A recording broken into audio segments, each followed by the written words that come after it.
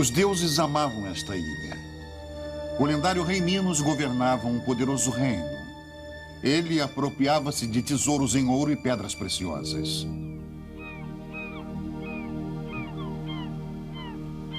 A costa da ilha parecia intransponível e seus portos seguros.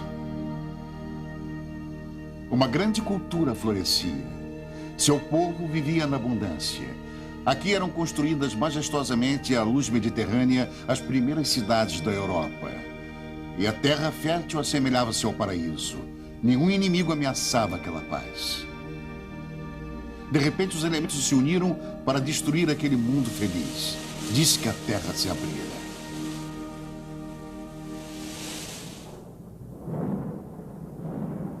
Foi um vulcão que jogou suas cinzas mortíferas sobre as cidades? Foi a terra que tremeu? Foram inimigos que conquistaram a ilha? O que será que realmente aconteceu em Creta há 3.500 anos?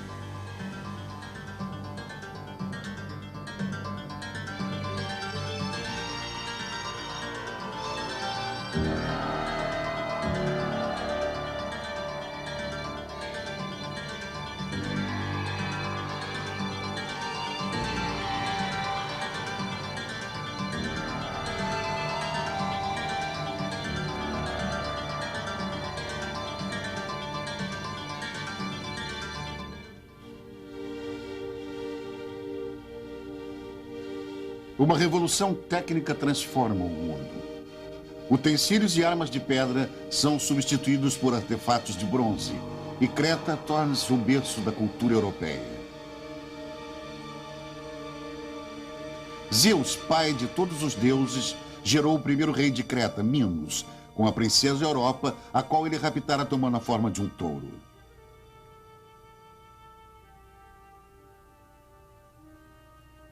A maldição do deus do mar, Poseidon, atinge a esposa de Minos, Pasipéia. Ela se apaixona por um touro e concebe um filho meio humano, meio touro, o Minotauro. O rei esconde o seu enteado em um labirinto.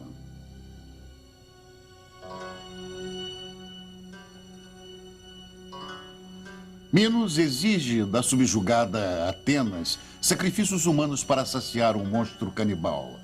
A cada 9 anos são enviados ao labirinto, construídos pelo inventor Dédalo, 7 virgens e 7 rapazes atenienses para servir de alimento ao Minotauro. Teseu, filho do rei ateniense Egeu, se mistura aos jovens enviados a Creta como sacrifício. Ele planeja matar um monstro e, ao retornar, içar velas brancas em sinal de sua vitória a seu pai. Se ele fracassasse e morresse, a frota retornaria com velas negras.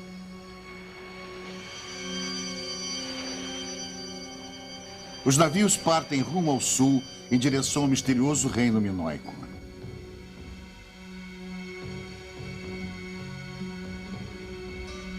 Os atenienses escolhidos para o sacrifício pisam em solo cretense. Liderados por Teseu, o caminho que os leva do porto ao Palácio Real de Quinossos lhes parece interminável. Quantas vezes já passaram por aqui jovens como eles, com o mesmo destino cruel pela frente?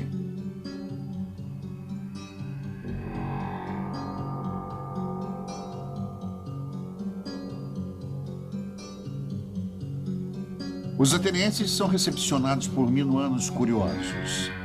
A larga escadaria em frente ao palácio forma um palco natural. Será que foi aqui que a loira Ariadne, filha de Minos, viu Teseu pela primeira vez e se apaixonou pelo herói? Os atenienses perdem as suas esperanças.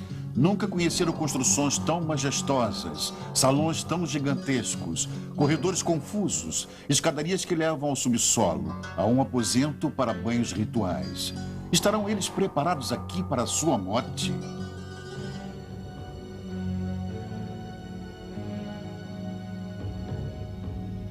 Na manhã do sacrifício, os jovens atenienses são guiados em procissão festiva ao labirinto, do qual ninguém jamais conseguiu escapar com vida.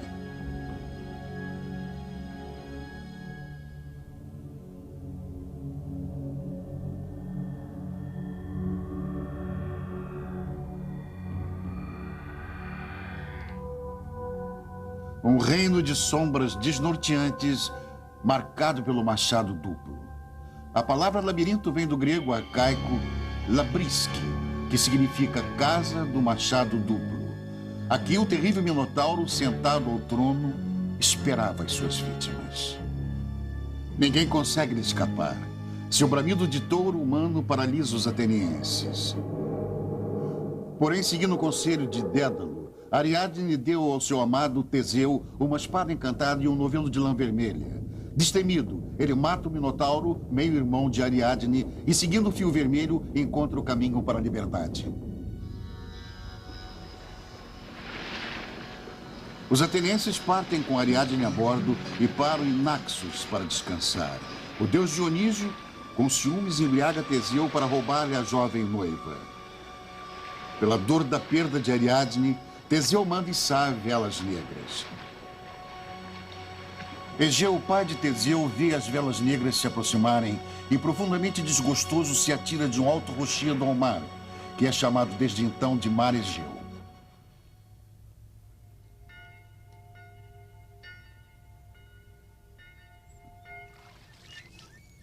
O passado misterioso de Creta parece estar vivo até hoje, como se a história não a tivesse transformado desde então. Já na Era Dourada de Creta, as florestas tinham sido derrubadas para fornecer madeira, navios e palácios. A paisagem pertence aos rebanhos. Eles dão carne, leite, couro e lã.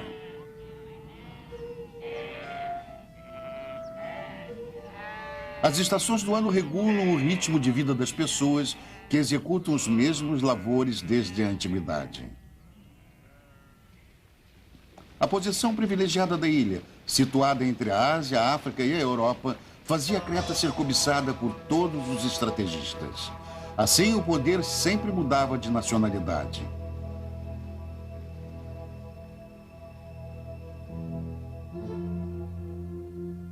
Romanos, bizantinos, árabes, venezianos e turcos deixaram suas marcas.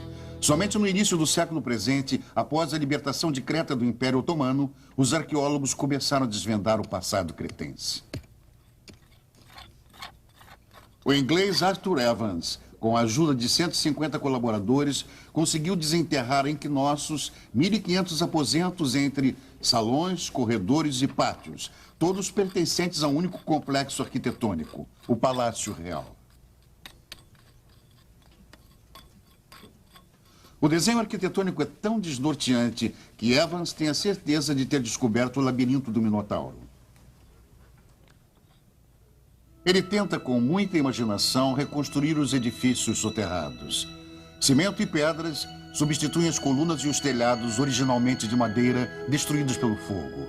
Desta forma, a cultura perdida vai sendo lentamente recuperada.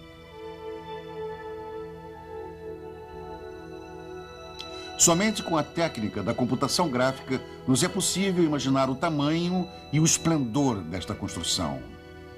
Por portais imponentes se chega à área interna do palácio. Ao redor do pátio central estão agrupados os prédios de representação, religião, administração, abastecimento, tesouraria e oficinas. Aqui se encontra o centro do poder do reino minoico. Os cretenses parecem não temer nenhum inimigo. Ao redor deste centro não existe nenhum muro protetor. Os homens equinócios demonstram autoconfiança e dignidade. As mulheres exibem elegância e joias.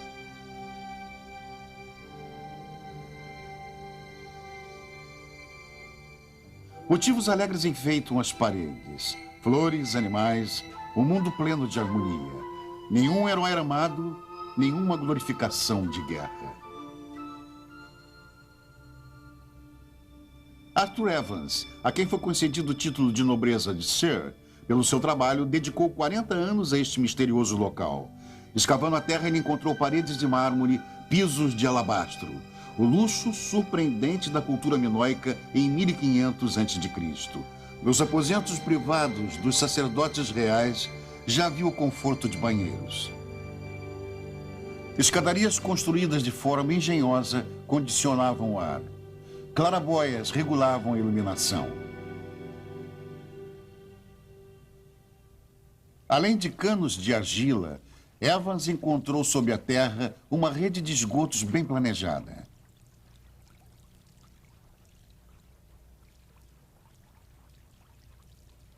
A água da chuva que se acumulava nos pátios do palácio era canalizada e desviada para fora do palácio. Nos armazéns foram encontrados 400 vasos para óleo, cereais, mel e vinho. Esta figura de argila foi encontrada em uma câmara de tesouro subterrânea. Será uma sacerdotisa com serpentes sagradas ou a deusa da fertilidade?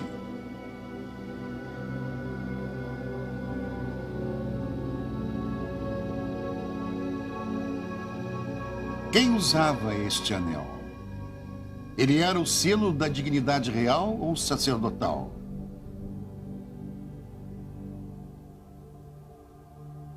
Enigmático também é este trono de alabastro. Mantinha o rei aqui as suas audiências, celebrava aqui a deusa das serpentes, seus rituais de sacrifício. Era aqui o trono do Minotauro? E sempre a figura de um touro.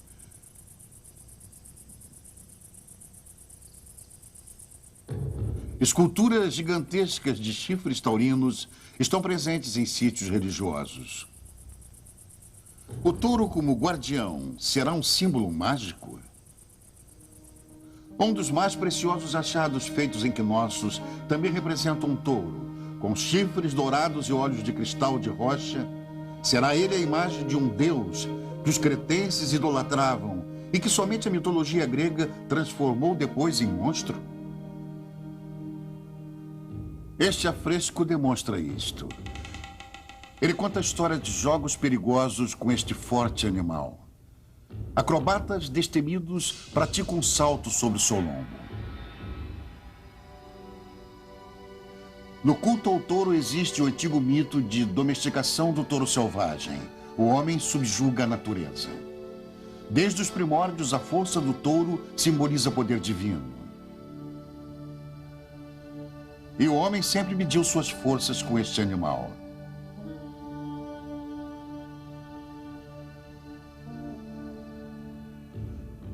Para sobreviver aos seus arriscados saltos, os acrobatas taurinos cretenses deviam ter um excelente preparo físico.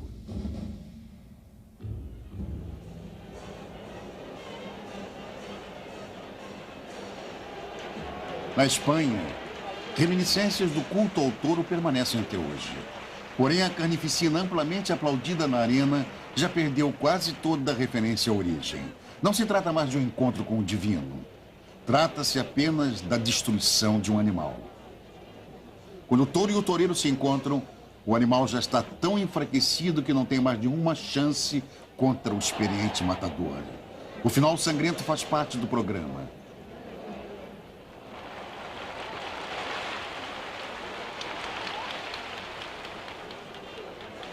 O público festeja uma deplorável vitória.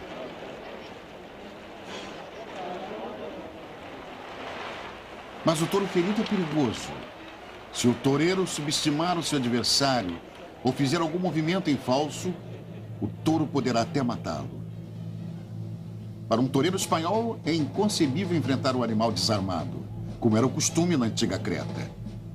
Para o acrobata minoico, a menor falha podia ser fatal. Talvez assim tenha nascido a lenda do Minotauro canibal.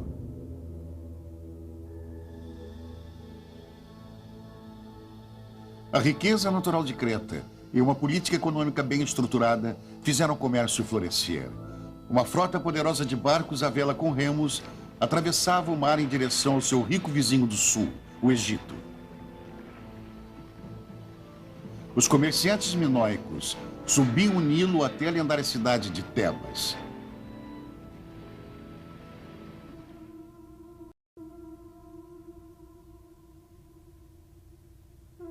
Eles viram os templos sagrados de Karnak e ficaram impressionados com a imponência dos gigantescos pórticos. Os imensos palácios de suas cidades de origem, Knossos, Festos, Malia e Catos Acros, eram bem menores. Nenhuma imagem de seus reis podia ser comparada à sublime grandeza dos gigantescos faraós. Os cretenses aprendiam rápido. Os arqueólogos encontraram nos palácios cretenses construções comparáveis às plantas dos templos com 3 naves egípcias erguidos para os deuses Ísis, Osíris e Hathor. E com a influência arquitetônica egípcia veio também a religiosa.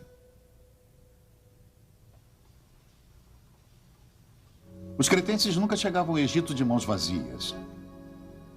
Os faraós admiravam a fina, ricamente adornada cerâmica cretense.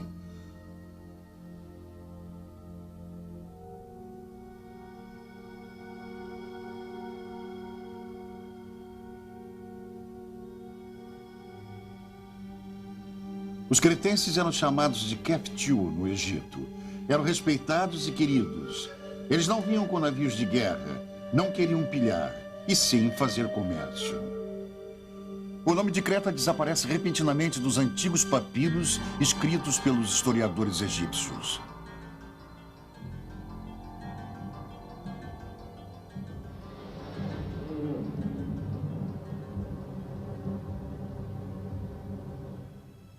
O que aconteceu em aproximadamente 1500 a.C.?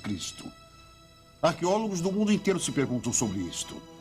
O pesquisador alemão Hans Wunderlich nunca se perguntou o motivo da queda da cultura minoica. Para ele, Knossos sempre foi um gigantesco cemitério. Ele interpreta os chifres de touro como um símbolo da morte. Os mortos eram embalsamados segundo o exemplo egípcio e levados em procissão ao seu túmulo. Não era, portanto, um sítio de poder e sim de luto e silêncio? Se este era o centro de um culto à morte, onde se encontrava então o Palácio dos Reis?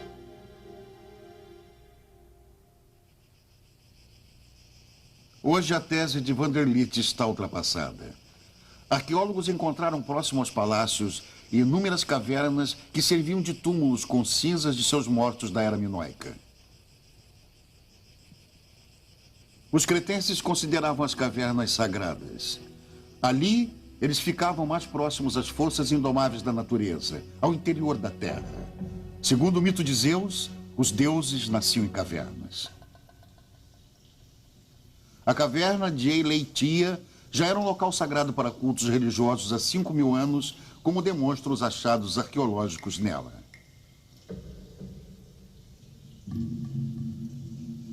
Na gruta de estalactites, à luz do facho, vê-se cacos de tigelas de sacrifícios dedicados aos deuses há milênios. E os achados nos provam, também a deusa das serpentes era adorada aqui. Esta estalagmite, um símbolo fálico de fertilidade, encontra-se no centro deste local de adoração. Um muro baixo circunda o santuário. Uma lenda se mantém até hoje. Mulheres grávidas teriam tocado a pedra com o seu corpo e orado, pedido por um parto sem complicações.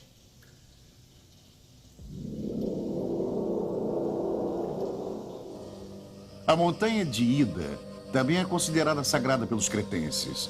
Nesta serra, sempre coberta de neve, há uma gruta onde, segundo a lenda, nasceu Zeus, o pai de todos os deuses. Não muito longe de Ida, se encontram as ruínas de Festus, o segundo palácio mais importante da ilha depois de Knossos. Também Festus foi destruído por uma misteriosa catástrofe em aproximadamente 1450 a.C. Aqui foi feito um sensacional achado arqueológico, um pequeno disco de argila, o primeiro documento de uma escrita europeia. Até hoje, ninguém conseguiu decifrar os símbolos gravados na peça.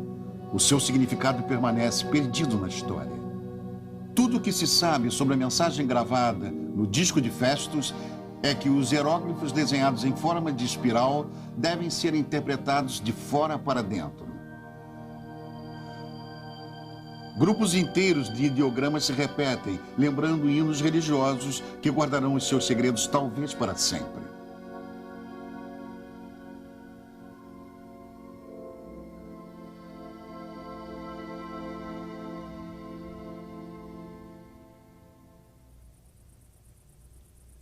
Outro achado arqueológico feito próximo a Knossos nos permite conhecer melhor os rituais religiosos minoicos.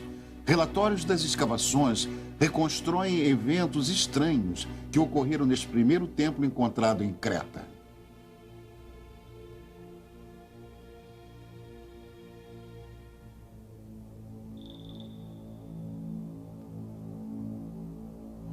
De trás da antessala estão as portas que levam aos 3 aposentos dedicados aos cultos religiosos.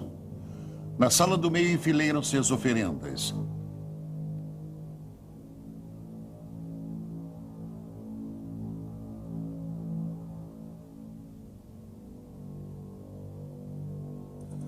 Os escavadores encontram ossos de animais entre elas. Sobre um pedestal ante a parede do altar, há 2 pés de barro, provavelmente a base de uma estátua de madeira que foi queimada representando alguma entidade divina. Mas como era a estátua? Era para a deusa das serpentes de Knossos?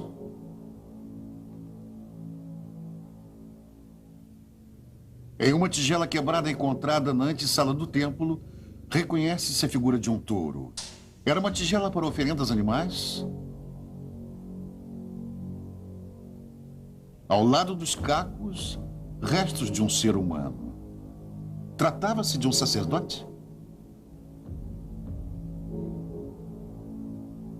Na sala direita, os arqueólogos encontram vestígios de uma tragédia. Ao lado do altar, estão caídos um homem e uma mulher.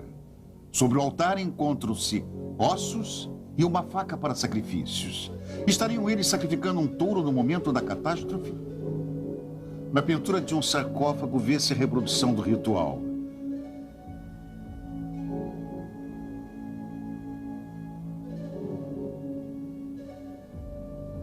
Enquanto o touro está amarrado ao altar, a sacerdotisa o sangra, fazendo-lhe um corte na artéria carótida.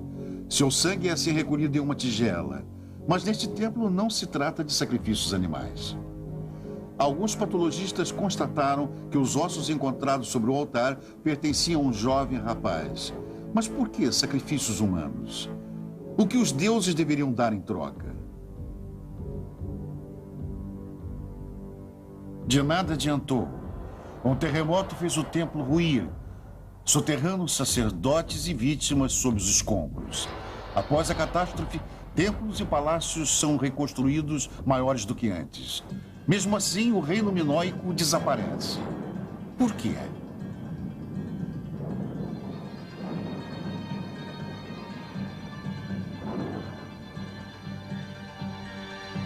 O indício nos leva ao norte. A 120 quilômetros de Creta está situado Santorini. O arquipélago falciforme é formado por restos de um enorme vulcão. No momento de sua erupção, ele deve ter literalmente explodido, jogando quantidades inimagináveis de lava pelos ares. Na Terra formou-se então um vácuo, quebrando a ilha ao meio. A água do mar invadiu a cratera, formando o arquipélago como conhecemos hoje. O vulcão permanece ativo, formando novos cones eruptivos. A tranquilidade é enganadora, pois a qualquer momento poderá haver uma nova erupção.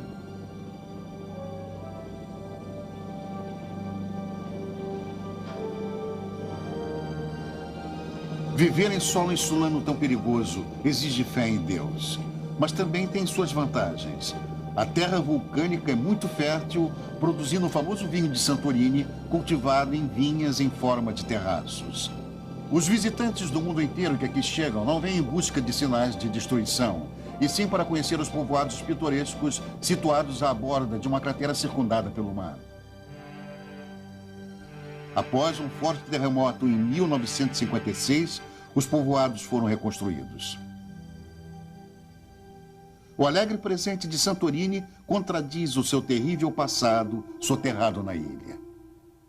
O arqueólogo grego Espiridon Marinatos descobriu na península de Akrotiri, em Creta, no ano de 1967, soterrada sob uma espessa camada de cinzas, uma cidade da Era do Bronze. Há 30 anos há escavações na área. Constatou-se que Akrotiri era uma colônia cretense e o seu trágico fim foi um golpe de sorte para os pesquisadores, pois as cinzas protegeram e conservaram toda a sua cultura. Cozinhas e oficinas nos contam o dia a dia de seus habitantes. Cereais e caroços de azeitonas foram encontrados em jarros e tigelas. Porém, o trabalho entre paredes desmoronadiças é perigoso.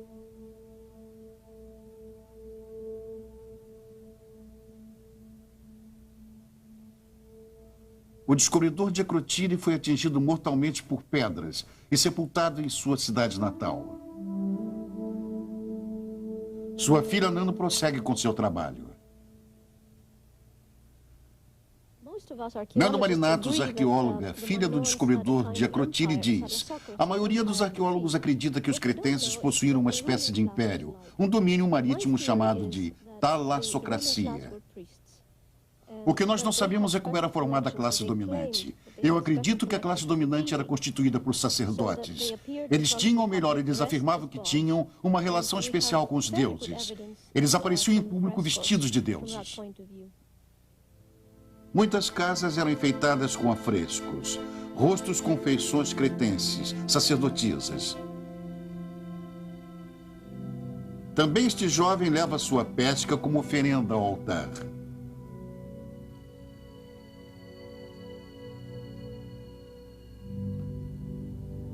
A brilhante cultura se perde sob o caos. A terra treme. Paredes e escadarias são esmagadas pelas forças da natureza. Depois, a erupção do vulcão. Muitos pesquisadores concordaram com a ideia de Espiridon Marinatos. O primeiro a afirmar que o vulcão de Santorini fora o responsável pela destruição da cultura minoica em Creta, em 1500 a.C. O vulcão teria expelido as suas cinzas sobre o mar e envenenado a terra. Homens e animais morreram de fome. Com a erupção, rochas caindo ao mar teriam desencadeado uma onda gigantesca que afundara a famosa frota cretense e destruir as fortalezas portuárias.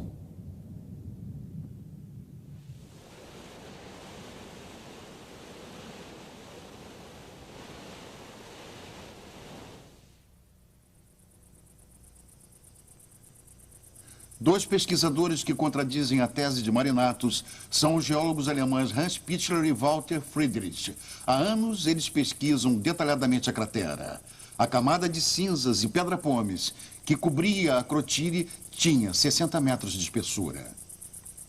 A última grande erupção na Era do Bronze expeliu rochas como esta.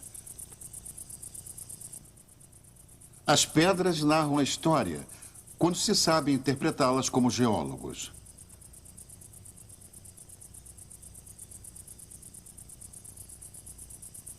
O professor Pichler tenta distinguir os vestígios de milhares de anos. Hans Pichler disse: esta é uma bomba vulcânica. Percebe-se que a camada de terra onde esta rocha caiu era úmida e não houve uma chuva vulcânica. Nota-se ainda que este bloco de lava quebrou-se em vários pedaços menores. O professor Friedrich descobre uma colônia pré-histórica no interior da cratera. É uma prova concreta de que esta cratera já existia antes da erupção vulcânica que supostamente destruiu Creta. Uma rocha insignificante. Para o geólogo, um livro contendo muitas informações. Quem prestar atenção reconhecerá fósseis de conchas marinhas. Portanto, a cratera com água do mar de Santorini é antiquíssima, não podendo ter causado uma onda gigantesca como uma erupção na Era do Bronze que teria atingido a costa cretense. Com novos dados, os pesquisadores simulam no computador o que realmente aconteceu há 3.500 anos. Nuvens de vapor sobre a cratera prenunciam uma erupção. Os habitantes fogem da ilha. Depois segue-se várias explosões. Cinzas e pedra-pomes são lançados à estratosfera a 37 quilômetros de altitude. As cinzas são levadas pelo vento para o sudeste. A cratera ruiu, a água invadiu reagindo com o magma, formando uma mistura explosiva. Toda a vida desaparece de Santorini. A água do mar que penetrou na cratera durante a erupção é expelida violentamente como uma avalanche fervente, mortífera para Santorini, mas não para Creta. Milênios se passaram até Santorini formar a configuração que conhecemos hoje. Os geólogos querem conhecer os detalhes. Escalar o vulcão é arriscado, mas somente aqui eles poderão encontrar restos de árvores e plantas queimadas pela lava da erupção. Talvez neles esteja a resposta à sua pergunta. Em que ano foi destruída a ilha?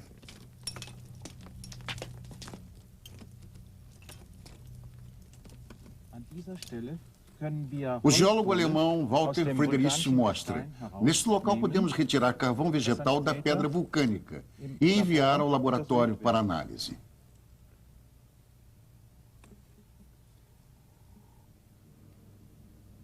Os achados de Santorini são analisados na Dinamarca. A complicada procura por vestígios das peças exige uma tecnologia moderna com métodos de análise sofisticadamente exatos. A análise C14 é assim denominada por causa do carbono radioativo 14. Pelo tempo mensurável da sua destruição, pode-se descobrir a idade dos tecidos orgânicos. A única exigência para esta análise é que se tenha bastante material colhido para o teste. Este não é o caso dos achados de Santorini. Então, a física nuclear terá de auxiliar os geólogos. Os minúsculos pedaços de carvão vegetal serão prensados em uma cápsula do acelerador Tandem. Com estes equipamentos de alta tecnologia, pode-se determinar com precisão a data de erupção do vulcão. Um fato que ocorreu há 3.500 anos.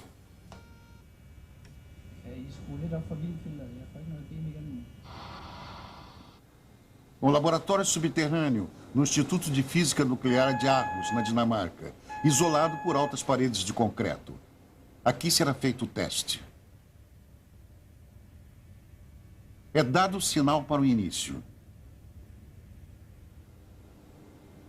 De um campo magnético poderoso, são liberados elétrons que são dirigidos por um sistema de tubos até a cápsula e se chocam com um pedaço de carvão vegetal. No embate, a matéria é desintegrada e o computador mede com exatidão os átomos de carvão liberados.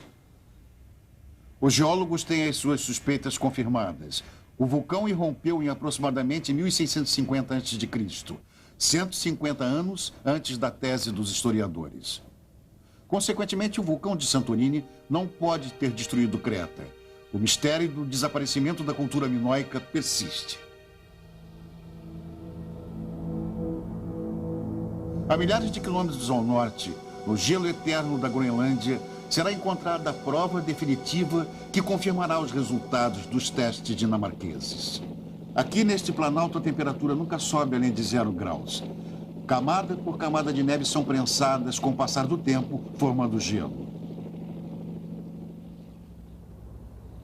7 países europeus mantêm aqui o Centro de Pesquisas GRIP para desvendar o mistério do passado.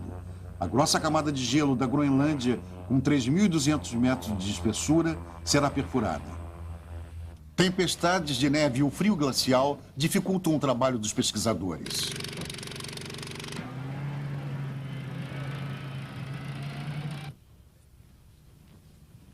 As condições extremas do clima obrigou-os a desenvolver uma técnica de perfuração específica. Em câmaras enterradas sob a superfície do gelo, a equipe técnica trabalhou durante um ano até atingir o solo sob o gelo. Os núcleos de perfuração retirados do gelo têm 3 quilômetros de comprimento e, com métodos complicados de análise, contam a história do nosso planeta. Mudanças climáticas, eras glaciais. Os pesquisadores podem acompanhar a formação da Terra durante 200 mil anos.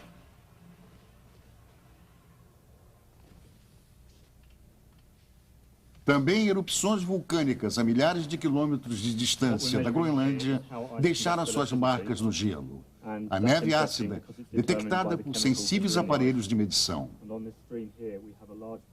O pesquisador inglês descobre o ano da erupção do vulcão de Santorini, 1644 a.C.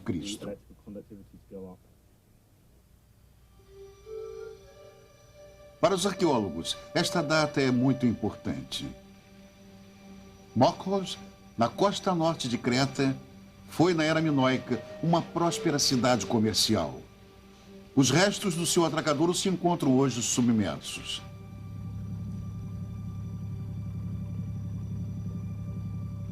Numa pequena ilha situada em frente, trabalha há anos uma equipe norte-americana de arqueólogos. Aqui no verão, a temperatura passa dos 40 graus. O professor Solis, da Universidade da Carolina do Norte, dirige a escavação. Camada por camada, é cuidadosamente retirada e peneirada.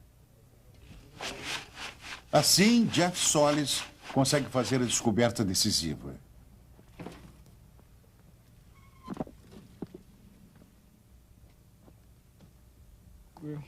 O professor Jeff Solis, diretor das escavações norte-americanas em Creta, explica-nos. Nós nos encontramos agora na casa C1, no aposento com a base da coluna. Quando escavamos o piso da casa, encontramos cerâmica do fim da era minoica. Podemos estabelecer assim a época da construção desta casa. Quando continuamos escavando, sob o piso da casa, encontramos esta espessa camada de cinzas vulcânicas de Santorini. Deixamos uma parte no local como foi encontrado para que as pessoas pudessem ver. A camada de cinzas tem no mínimo 10 centímetros de espessura e se estende sobre todo o solo debaixo destas paredes. Portanto, as cinzas vulcânicas caíram antes da construção desta casa. A importância desta descoberta é a determinação da época da erupção vulcânica de Santorini em relação aos estilos de cerâmica minoica. O vulcão deve ter irrompido no final da primeira metade da era minoica e introduzido o final desta era.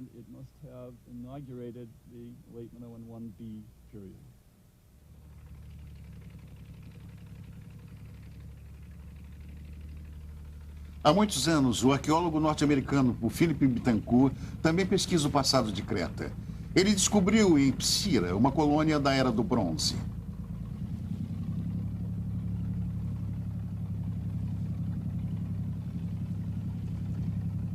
As escavações de Bittencourt confirmam os mais recentes resultados das pesquisas. Catástrofes da natureza não poderiam ter sido as únicas responsáveis pelo desaparecimento da Era minoica em Creta.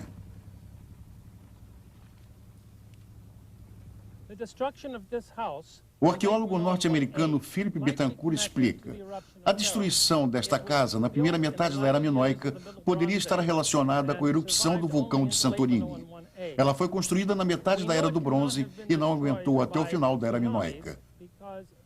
Sabemos que não foi destruída por uma onda gigantesca, mas é possível que o nível do mar tenha subido quando da erupção do vulcão. Terremotos também teriam sido prováveis. O prédio foi destruído violentamente e não foi reconstruído, o que era incomum em Psira naquela época. Em vez disso, construiu-se no istmo mais acima, mais afastado do mar, e utilizaram pedras bem maiores.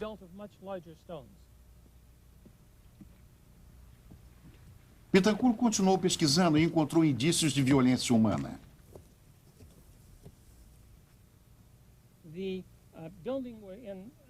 O professor Philip Bittencourt prossegue. O aposento no qual nos encontramos vinha a ser a cozinha.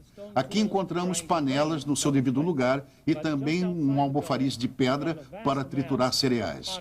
Porém, em frente a esta casa, havia um monte de jarros quebrados das casas vizinhas. Tudo fora jogado violentamente na rua. Isto nos dá a certeza de que a cidade foi destruída por uma guerra. Não sabemos, porém, se foram os micênicos do continente grego ou se houve uma guerra civil em Creta. A única certeza que temos é que somente uma guerra deixa vestígios desta natureza. Uma guerra, então?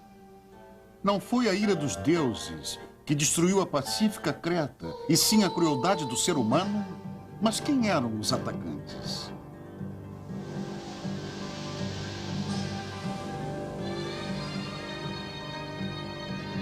No Peloponeso, península em frente ao continente grego, fortificava-se um perigoso concorrente para os cretenses. O povo dos aqueus aprenderam religião, letras e arte com os cretenses. Mas, na técnica de confecção de armas, eles já lhes eram superiores. Pelas poderosas muralhas ao redor do palácio de Mecenas, reconhece-se a tribo guerreira.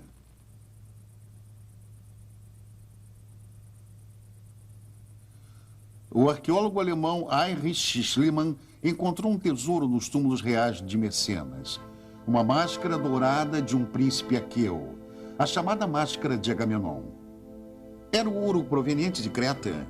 Cálices e adereços de ouro são nitidamente artefatos cretenses. Mercadorias comercializadas ou pilhagem de guerra. Terão os micênicos atacado e subjugado Creta? O professor Jeff Solis diz: a melhor explicação no momento para a destruição da civilização minoica é a invasão pelos gregos de Mecenas. Eles conquistaram Knossos. Temos indícios significativos de sua presença através de vários escritos em grego micênico de um novo estilo de olaria introduzida em Knossos por volta de 1450 a.C. e de uma nova forma de sepulturas, túmulos em poços ao redor do palácio.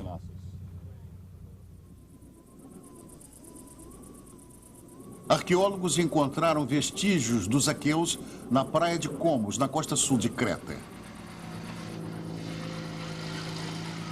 Há 18 anos, o professor Joseph Shaw, de Toronto, Canadá, vasculha as dunas de areia.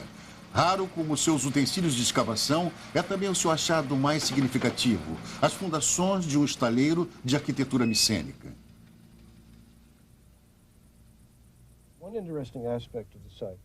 O professor canadense Joseph Shaw declara: o aspecto mais interessante na descoberta em Comos é que não houve destruição da cultura minoica pelo fogo, como foi o caso na vizinha Águia Triada, provavelmente ateado pelos invasores micênicos. É como se os micênicos não quisessem destruir o porto de Comos.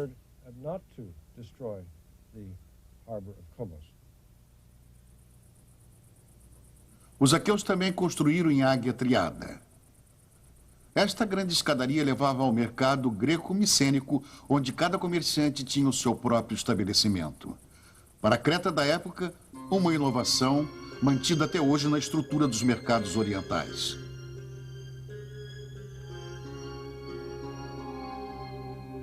A notícia dos novos senhores em Creta chegou ao Egito.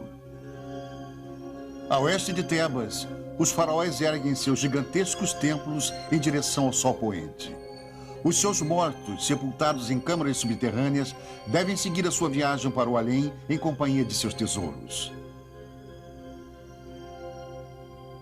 Afastados dos soberanos, porém na mesma área, eram também sepultados os altos funcionários do reino. Sobre estes túmulos existe hoje um povoado. Seus habitantes, à procura de tesouros, escavaram sob suas próprias casas e encontraram as câmaras dos mortos. O chanceler egípcio Hashemé, quando ainda vivo, ordenou que seu túmulo fosse ricamente adornado com pinturas. Nos afrescos, distinguem-se embaixadores estrangeiros sendo recepcionados pelo próprio chanceler. Assim podemos ver hoje os comerciantes cretenses trazendo presentes valiosos.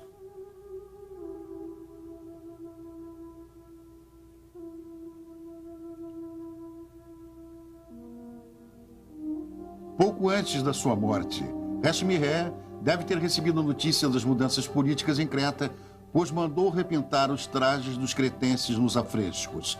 Trajes no estilo micênico, como acreditam os arqueólogos. Uma prova política de que os gregos micênicos herdaram o reino minoico. Mas tiveram eles que conquistar a ilha ou foi uma herança fortuita? A arqueóloga Nano Marinatos diz: as teorias sobre a destruição da Creta minoica foram mudando com o passar dos anos. Na época do pesquisador Arens e depois, pensava-se em causas naturais, como terremotos e a erupção do vulcão em Santorini. Hoje acreditamos mais em causas sociais que tenham provocado um colapso no sistema. Talvez a classe soberana, formada por sacerdotes, não tenha sido mais eficiente na execução de suas obrigações, perdendo assim a credibilidade de seu povo. Cristo Domas explica: todo sistema político que se desenvolve pela satisfação de necessidades e solução de problemas para a sociedade desmorona quando para de se desenvolver e não é mais capaz de apresentar soluções para o futuro. O melhor exemplo é a União Soviética. A arqueóloga grega doutora Nano Marinatos presume que os frequentes terremotos na era minoica abalaram o poder dos sacerdotes. Sacerdotes que nada podem contra catástrofes naturais perdem sua credibilidade perante os súditos. Doutora Marinatos concluiu que as catástrofes naturais contribuíram indiretamente para a queda do Império Minoico, induzindo consequências sociais.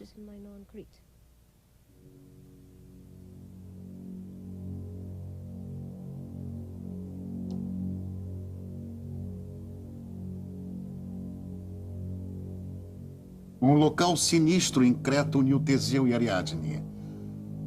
Talvez a resposta para o enigma esteja no labirinto de mitos. A terra foi destruída por terremotos. Nas províncias há fome e, como consequência, rebeliões. A classe soberana de sacerdotes começa a perder o poder e pede ajuda ao poderoso vizinho messênico do norte. O rei dos aqueus envia um príncipe que casa com a filha do rei cretense. A divindade taurina é sacrificada. Não se tratava de um deus, e sim de um monstro canibal em seu labirinto. Assim é contada a lenda de agora em diante pelos vencedores.